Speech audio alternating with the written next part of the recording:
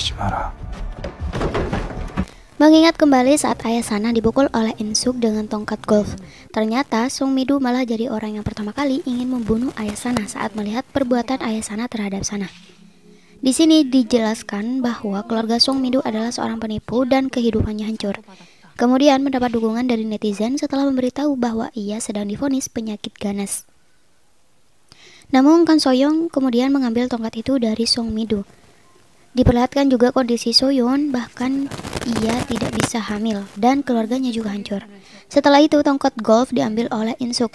Diceritakan juga kisah singkatnya yang sangat menyedihkan. Dan pada akhirnya Insuklah yang memukul kepala ayah Sana.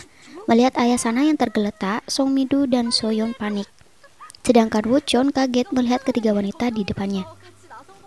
Song Midu menjelaskan bahwa mereka tidak benar-benar ingin membunuh ayah Sana. Melihat situasi yang demikian, Woo-chun memberi solusi agar mereka pergi ke daerah yang tidak ada CCTV-nya. Insuk mengecek kondisi Sana dan menyuruh Woo-chun untuk membawa ke rumah neneknya. Saat sampai di rumah nenek Insuk, Woo-chun kelihatan masih penasaran dengan ketiga wanita di depannya. Bahkan Song Midu menyarankan untuk menangkap Woo-chun untuk tutup mulut, karena Woo-chun seperti berniat untuk melaporkan mereka bertiga. Insuk mendekati Woo-chun dan berbisik bahwa Woo-chun bisa melaporkannya. Setelah itu, Insuk menggedor pintu gerbang milik neneknya dan kemudian pergi. Setelah sampai di mobil, Song Midu masih khawatir takut kalau mereka bertiga akan ketahuan, bahkan menyarankan agar menyerahkan diri ke polisi. Soyeon mengambil tongkat yang dipegang Insuk dan meletakkan di antara para barang bekas agar senjata yang mereka gunakan tidak ditemukan oleh polisi. Di sisi lain, Woo-chun menggendong Sana ke dalam rumah nenek Insuk. Sesampainya di sana, Woo-chun memandangi foto masa kecil Insuk dan berkata bahwa gadis di dalam foto itu cantik. Nenek Insuk berkata bahwa cucunya sedang pergi ke Singapura. Scene lain, untuk membuat sebuah alibi, Song Midu membawa temannya itu ke acara pesta. Ia memberikan beberapa pakaian ke Soyeon dan Insuk. Setelah itu mereka bertiga masuk ke dalam dan tak lupa untuk berfoto. Bahkan mereka menyapa beberapa temannya dan berkata bahwa mereka ada di sana 2 jam yang lalu. Setelah itu Song Midu menyapa teman akrabnya dan memperkenalkan Soyeon dan Insuk. Namun temannya itu tampak tidak suka dengan kehadiran Song Midu karena keluarganya yang merupakan seorang penipu. Mendengar Song Midu yang diajak, Insuk sudah tampak kesal. Bahkan saat teman pria Song Midu berkata bahwa ia mampir untuk pesta Song Midu, teman akrab Song Midu kesal. Dan saat pelayan mengantarkan kue ulang tahun, Seyong mensliding kaki pelayan itu hingga kue yang dibawanya jatuh. Dan tak lama menyemprotkan anggur ke muka teman Luknut Song Midu, guys. Scene lain, Woo-chun mencari handphone milik ayah Sana dan di saku baju Sana, namun handphone itu tidak ada di sana. Akhirnya, Woo-chun kembali lagi ke TKP dan mencari handphone milik ayah Sana, namun handphone itu tetap tidak ada. Keesokan harinya, polisi memeriksa TKP. Saat detektif membalikkan tubuh ayah Sana, di kepala ayah Sana ada bunganya. Detektif mencari tahu kebenaran ayah Sana dengan memeriksa identitas dan rumahnya. Kemudian detektif itu menyuruh bawahannya untuk melacak keberadaan handphone milik ayah Sana beserta istri dan anaknya.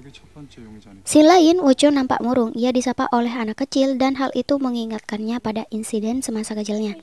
Ternyata masa kecilnya juga suram, guys. Scene lain, seorang pria membuat kesepakatan dengan atasan Woo-chun untuk membereskan ayah Sana. Pria itu penasaran dengan sosok yang menjadi bawahan pria di sampingnya itu.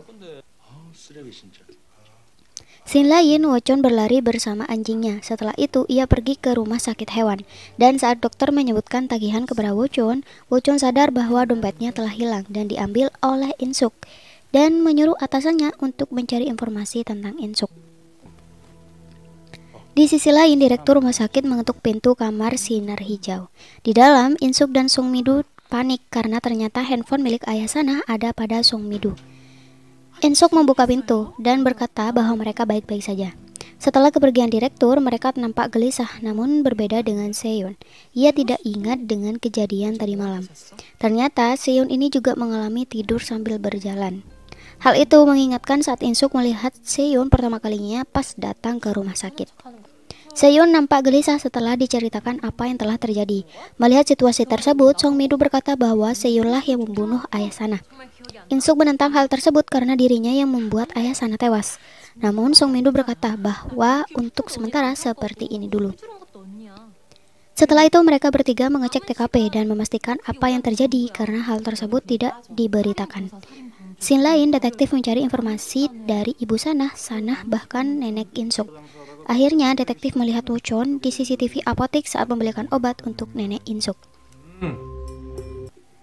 Di sisi lain, Insuk dan kedua temannya memastikan apa yang telah terjadi dan kebetulan melihat Sanah yang bertemu kembali dengan ibunya. Di perjalanan pulang, Sung Midu bertanya kenapa Insuk membiarkan Wuchon. Insuk bilang bahwa saat itu Wuchon menutup mata Sanah. Setelah itu tiba-tiba Insuk pingsan. Segera Sung Midu membawa Insuk kembali ke rumah sakit. Di sini diceritakan asal-usul kenapa pendengaran Insuk tidak normal. Jadi Insuk memang mempunyai masalah pada telinganya dan tidak boleh terkena air. Namun saat ia kecil, ia didorong oleh teman-temannya ke dalam kolam. Setelah itu, 1 tahun telinga Insuk keluar nanah dan membuat pendengarannya tidak baik. Scene lain, detektif mencari informasi tentang ayah Sanah yang terlibat dalam judi, juga mencari informasi tentang Wuchon. Di sisi lain pula, atasan Wuchon memberikan identitas Insuk kepada Wuchon. Setelah itu, pria yang menyuruh untuk membunuh ayah Sanah datang ke kantor Wuchon dan marah karena detektif menginterogasi dirinya. Melihat itu, Wuchon menengahi mereka dengan wajah bodoh. Setelah itu, pria tersebut memperingati atasan Wuchon untuk membereskan apa yang telah terjadi. Setelah kepergian pria tadi, atasan Wuchon memperingati Wuchon untuk agar segera membereskan Insuk. Scene lain, Insuk sadar dari pingsannya. Setelah itu, mereka bertiga duduk santai di pinggir danau. Mereka saling menceritakan kehidupan pahit mereka. Insuk berkata bahwa ia memberitahu ayahnya tentang penyakitnya untuk balas dendam, agar ayahnya menyesal telah menelantarkan Insuk. Setelah itu, suster datang dan memberitahu bahwa ada yang mencari Insuk, dan ternyata yang mencarinya adalah ayahnya. Di sini ayahnya meminta maaf atas perbuatannya. Setelah itu, ia juga menceritakan tentang perceraiannya dengan ibu Insuk. Insuk bertanya di mana ibunya berada, dan ayahnya bilang bahwa ibunya telah meninggal karena kanker. Mengetahui itu, ayah Insuk tidak membawa Insuk kepada ibunya untuk balas dendam karena telah menelantarkan dirinya dan Insuk. Wah, alasan yang sama antara ayah dan anak ya guys. Di sisi lain, Wuchon mendatangi rumah sakit dan mencari Insuk. Saat itu, Insuk sedang duduk sendiri dan saat ini Insuk melihat Wuchon. Wuchon meminta dompetnya kepada Insuk dengan meneteskan air mata. Dan apa yang akan terjadi selanjutnya? Nah, jika kalian penasaran, ikuti channel ini terus ya guys. Terima kasih sudah menonton. See you.